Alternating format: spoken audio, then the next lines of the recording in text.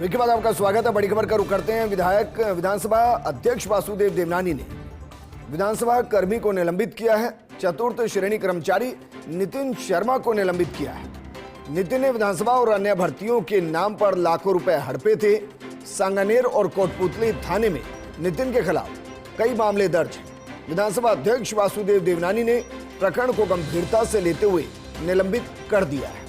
इस वक्त की बड़ी खबर, और ये खबर बताती है कि दो तरीके की,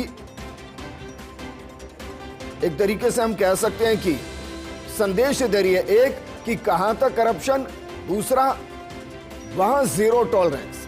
मेरे सहयोगी और पॉलिटिकल एडिटर योगेश शर्मा जुड़ गए। योगेश, इस खबर के दो मायने आप बताइए, कौन सा ज्यादा मजबूत? पहला कि देखिए, विधानसभा जो लोकतंत्र का मंदिर, जहां कानून बनते हैं, वहां तक कर्मचारी जो काम करें और धांधली करने से रुक नहीं रहे हैं। और दूसरा संदेश ये कि जहां से कानून बनते हैं वहां विधानसभा अध्यक्ष ने कठोर कार्रवाई करके बता दिया कि इस मंदिर में इसके लिए कोई जगह नहीं। देखिए विजेंद्र, बहुत खूबसूरत व्याख्या आपने भी की अभी। और प्रदेश की सबसे बड़ी पंचायत राजस्थान की विधानसभा कही जाती है, और ये स्वाभाविक है कि अगर वहां कोई कर्मचारी काम कर रहा है तो उसे पता है कि वो किस जगह पर काम कर रहा है, उसका महत्व क्या है, उस महत्व का वो किस तरह मिसयूज कर सकता है, किस तरह दुराचरण कर सकता है। वो काम यहाँ पर एक चतुर्थ श्रेणी कर्मचारी ने किया, और जिसकी सजा बाकायदा पूरी जांच करवाकर विधानसभा अध्यक्ष वासुदेव देवनानी ने दी है। और विधानसभा के प्रमुख सचिव महावीर प्रसाद शर्मा ने इस बारे में 1958 का जो नियम है उसमें जो शक्तियां प्राप्त है उसके तहत यहाँ आज्ञा जारी की है।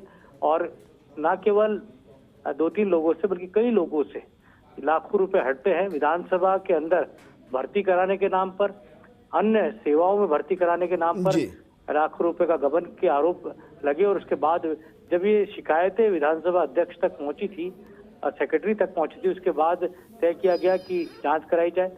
कोटपुतली और दूसरे अन्य थानों में, सांगानेर में भी इस तरह के जो प्रकरण है उसको लेकर जांच की गई। और उसके बाद जो प्रारंभिक जांच में पाया गया कि नितिन कुमार शर्मा, जो कि चतुर्थ श्रेणी कर्मचारी है विधानसभा में, वो दोषी है। तो उसके बाद विधानसभा के इतिहास में इस तरह की कार्रवाई कम होती है। ऐसा मैंने भी बहुत कम देखा है कि किसी विधानसभा के कर्मचारी को इस तरह से निलंबित किया जाए, लेकिन ये बहुत ही बड़ा मामला है, गबन से जुड़ा मामला है। योगेश जी, मैं ये कह सकता हूं कि एक दौर ऐसा भी आ गया राजस्थान में जहां निष्ठा रसातल पर पहुंच गई, क्योंकि पेपर लीक तो हमने देखे और अब जिस तरीके से कार्रवाइयां हो रही हैं वो भी हमने देखी, लेकिन विधानसभा के अंदर तक ये चल गया था कि भाई पैसा दे दो, नौकरी दे देंगे। बिल्कुल, ये बात सही है आपकी कि जिस तरह बेरोजगारी का आलम, कई बार इस तरह जो रोजगार की तलाश में जो युवा होते हैं उनको इस तरह के कर्मचारी अपना शिकार बनाते हैं, और वो युवा किसी न किसी कारण से फंस जाता है, पैसे देकर फंस जाता है। और जब वो व्यक्ति जो विधानसभा जैसी जगह उस सचिवालय में काम कर रहा है, जिस विधानसभा के, जहां पर कहा जा सकता है सर्वोच्च सदन है राजस्थान का, प्रदेश की सबसे बड़ी पंचायत है, तो वो अपने पद का, अपने रसूखात का, भले ही वो चतुर्थ श्रेणी कर्मचारी क्यों ना हो, लेकिन वो अपने पद का जिस तरह से मिसयूज किया गया है।